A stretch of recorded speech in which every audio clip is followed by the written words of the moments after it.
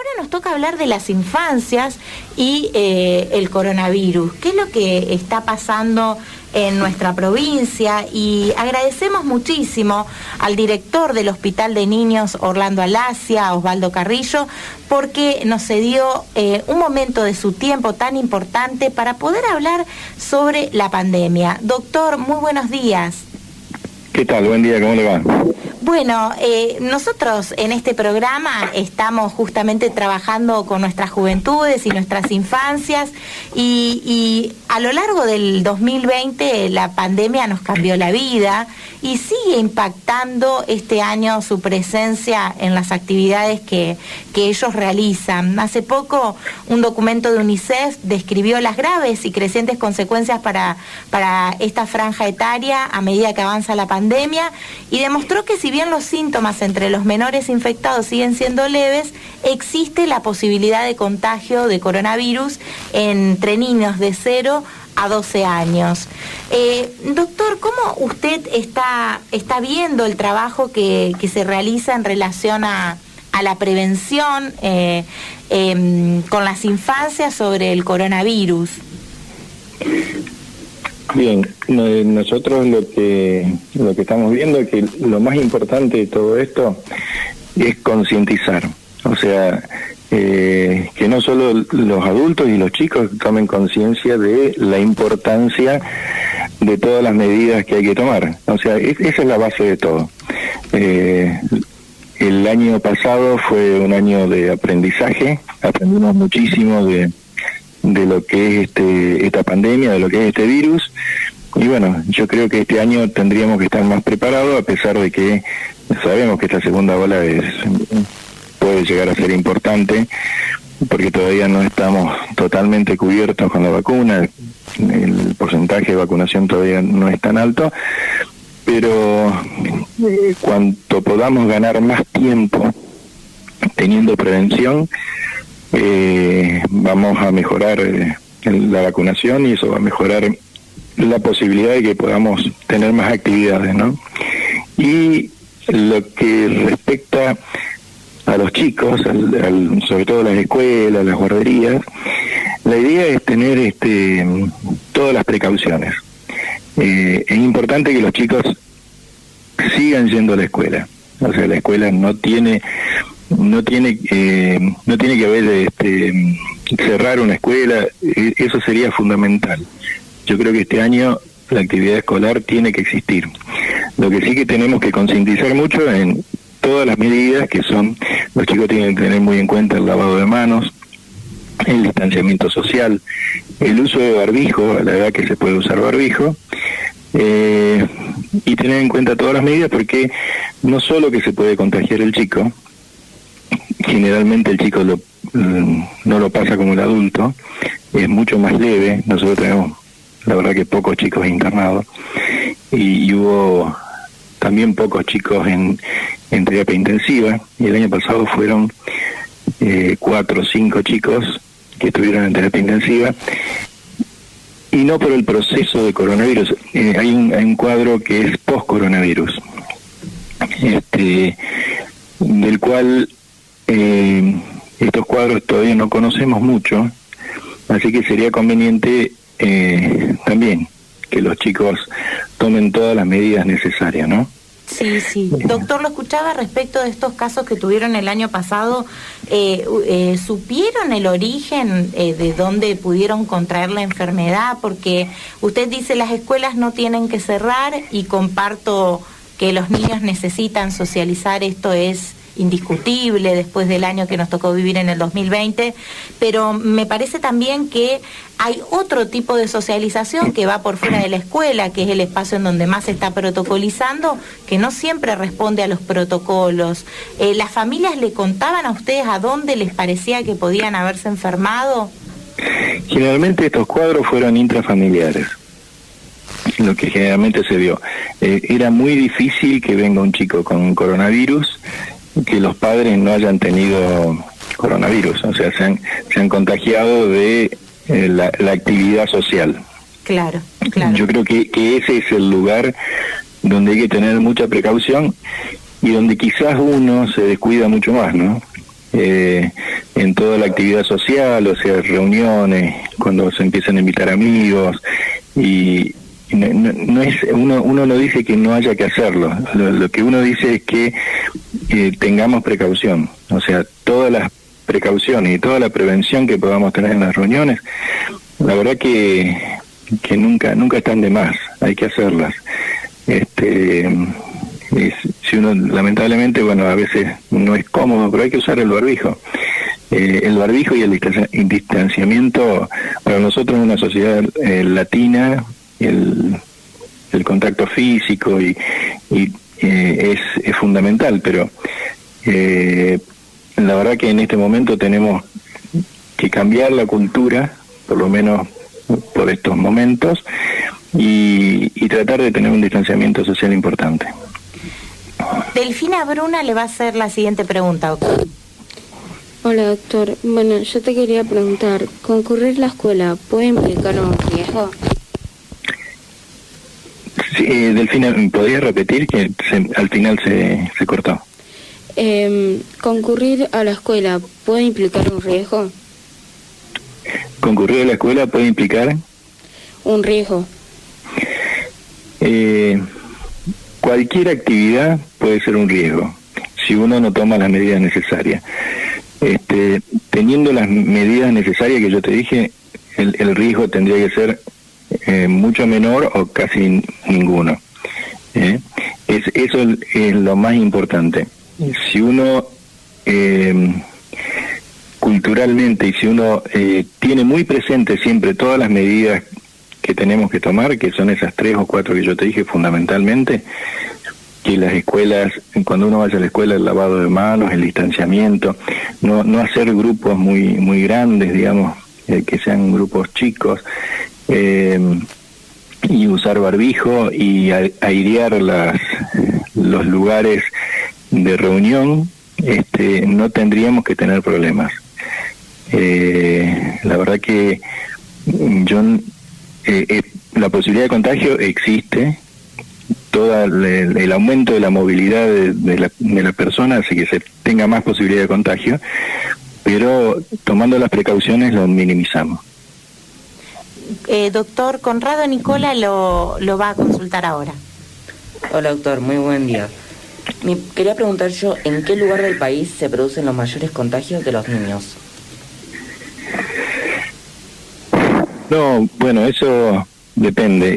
Uno generalmente lo que ve es que cuando aumenta el contagio de adultos ya se empieza a ver también en chicos, ¿no? No es lo más importante. El chico no es lo más importante en el chico, digamos, en cantidad de contagios y en posibilidades de que el chico esté internado. Eso, la verdad que es muy bajo. Pero la verdad que lo que nosotros, este año que hay más movilidad de los chicos, sobre todo los chicos más chiquititos, esa es la preocupación nuestra, lo que son mucho más chicos, lo que nosotros estábamos viendo, si había posibilidad, no de que todos los chicos se puedan enfermar con coronavirus, sino que comiencen a aparecer los otros virus. Por eso hay que estamos atentos a ver y hacemos screening para ver si aparece algún otro virus, que el año pasado no tuvimos ninguno. En los chicos los virus más frecuentes son el virus sincicial respiratorio, el adenovirus, el influenza. Bueno, el año pasado no tuvimos esos virus. Eso se debió a la no circulación de las personas por todos los espacios comunes, ¿no? Sí, probablemente haya sido eso. La verdad que se demostró, fue notoria la disminución. Bajó más del 50% de los cuadros respiratorios. Y no tuvimos casi ningún caso de estos virus frecuentes que son sincicial, la verdad que no tuvimos, y que es el virus que hace la bronquiolitis en los chiquititos, y influenza y adenovirus tampoco. Por eso nosotros queremos estar preparados para este momento de circulación, para ver qué pasa, no solo con coronavirus, sino con el resto de los virus. Y generalmente, bueno, los lugares donde más circulación hay es donde hay más población, ¿no? Los mayores conglomerados son los que tienen más riesgo. Doctora Angelina Viviani le va a hacer la siguiente pregunta. Hola doctor, buen día. Bueno, mi pregunta es, ¿hay un área de atención especial para la COVID-19, igual que en el hospital Cuyen, ahí en el hospital de niños? Bien, sí, en el hospital tenemos el sector guardia. Cuando ingresa el paciente y es un cuadro respiratorio, un cuadro que es compatible con coronavirus, hay un consultorio especial para estos cuadros. Los cuadros con posibilidad de coronavirus se tienen en un consultorio y el resto de los cuadros en otro. Y después tenemos 2 zonas de aislamiento en terapia intensiva y otra en neonatología. Y tenemos una sala donde ingresan los pacientes sospechados de COVID hasta que se descarta, y los pacientes con COVID positivo, que es una sala de cuidados mínimos, donde se internan estos pacientes. La verdad que el problema que tenemos con esto es que todos los pacientes que tienen COVID tienen que ser aislados, y eso nos anula muchas camas en el hospital, o sea que se nos reduce mucho la capacidad, y eso, bueno, trae las consecuencias a veces de ir bloqueando muchas habitaciones, ¿no? Doctor, ¿ustedes en el hospital de niños tuvieron mucho personal afectado a la enfermedad? Sí, hemos tenido personal afectado, la verdad que en todos los sectores, y hemos tenido personal que ha fallecido también. Hay enfermeros que han contraído el virus, pero lo que sí tenemos en cuenta es que siempre tratamos de ver dónde se produjo el contagio, y más del 90% de los casos fueron fuera del hospital. Sí, esto entonces sigue reafirmando la hipótesis de que son los contactos sociales los que habilitan la disminución de los protocolos. Yo eso creo que me parece que es fundamental para mensaje a la sociedad, ¿no? Exacto. Es más, cuando uno lo que generalmente ve es que la gente que está haciendo los hisopados, la que hacen los hisopados, que uno diría, bueno, es el que más riesgo tiene porque está en contacto directo con la persona que seguramente tiene COVID, son los que menos problemas han tenido, ¿no? Sí. O sea, porque quizás son los que más precaución han tenido. Por eso es muy importante la concientización y tratar de tomar todas las medidas necesarias. Yo creo que eso es fundamental. Delphi. ¿Qué se sabe hoy sobre los contagios de COVID entre las infancias? ¿Qué se sabe, perdón? ¿Qué se sabe hoy sobre los casos de COVID entre las infancias? Bueno, de los casos de COVID en la infancia, lo que se sabe es, generalmente son casos leves. La mayoría de los casos en la infancia lo pasan en la casa, no tienen generalmente no hay ninguna situación grave. Entonces yo diría que mucho más del 90% son situaciones muy leves. El mayor riesgo de la infancia es el contagio del adulto mayor. Pero tuvimos pocos casos graves que sí se han internado y que, bueno, por suerte hasta el momento evolucionaron todos bien. Nosotros tenemos la posibilidad de que, bueno, todas estas cosas primero pasaron en Asia, Europa y Norteamérica, y después empezamos a tener nosotros los casos, y ya había cosas escritas y aprendimos antes de que llegue, ¿no? Los casos que hemos tenido ya habían pasado en otros lugares y, bueno, no fue una sorpresa para nosotros recibirlo. O sea, los pocos casos graves que tuvimos, ya había alguna experiencia en el mundo, ¿no? Claro, sí, totalmente. Nosotros obviamente trabajamos con niños y lo que hemos conocido es que muchas burbujas en las escuelas han tenido que cerrar, en reiteradas oportunidades desde que iniciaron las clases en varias escuelas y todas en relación al contagio de un docente. Pero esta semana los chicos nos comentaban que tenían algunos compañeros de séptimo, de segundo año, con la enfermedad, como usted escribe, vivenciándola en aislamiento en sus propios domicilios. Pero me parecía importante que la pregunta que le va a hacer Conra termine de reafirmar un poco todo lo que usted nos dijo. Claro. ¿Qué recomendaciones le puedo hacer a las familias para cuidarse en esta segunda ola de contagios? Bueno, eso la verdad que hay que reafirmar lo que dijimos hace un rato. O sea, todas las medidas que se tomen del gobierno, lo que uno tiene que pensar que yo creo que no hay ninguna instancia en el Ministerio de Salud ni en ningún otro lugar que quieran que la gente se quede encerrada en su casa porque se le ocurre al Ministerio de Salud o a algún funcionario. Todas las medidas que se toman son para tratar de que la gente se contagie menos, porque contagio cero no va a existir seguro, y la idea siempre es que los servicios de salud no se saturen. Eso es fundamental. ¿Cuál es la idea? Que todos tengamos atención si nos llegamos a enfermar.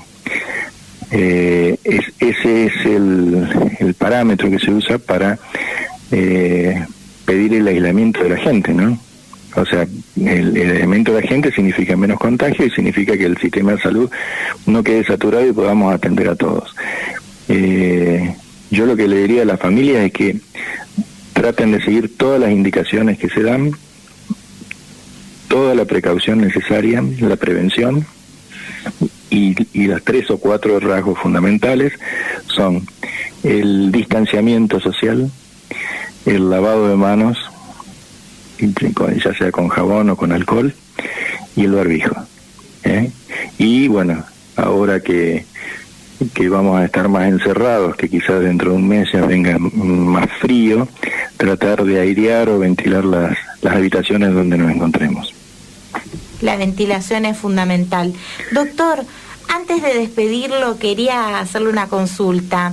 ¿Tiene relación con el doctor Ramón Carrillo, con el padre del sanitarismo argentino? ¿Es familiar? No. Mi abuelo decía que eran primos, pero no. Uno era santiagueño y mi abuelo tucumano, así que... Mire usted, la verdad que una historia, justo los apellidos nos llevaron a recordarlo al padre del sanitarismo en la Argentina y bueno, de alguna forma retomamos su legado para agradecerle a usted también, doctor, por todo lo que están haciendo en la salud en este momento. Están trabajando en la trinchera, muchas veces con mucha vulnerabilidad de muchos aspectos, sobre todo por el cansancio y las horas que ustedes dedican al trabajo en los diferentes efectores públicos. Ser director de un hospital no es una tarea sencilla y bueno, queríamos aprovechar la oportunidad para agradecerle por todo lo que nos ha transmitido en esta entrevista en No hay tamaño para la radio, teniendo en cuenta que los conductores de este programa son infancias y necesitan siempre una concepción social de la medicina para poder construir una sociedad empática y solidaria.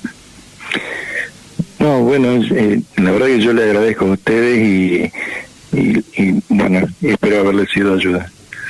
Muchísimas gracias, doctor. Estuvimos en comunicación telefónica con el director del Hospital de Niños, Orlando Laza, con Osvaldo Carrillo. No hay tamaño para la radio. El momento de la semana donde los enanos de esta comarca hacen de las suyas.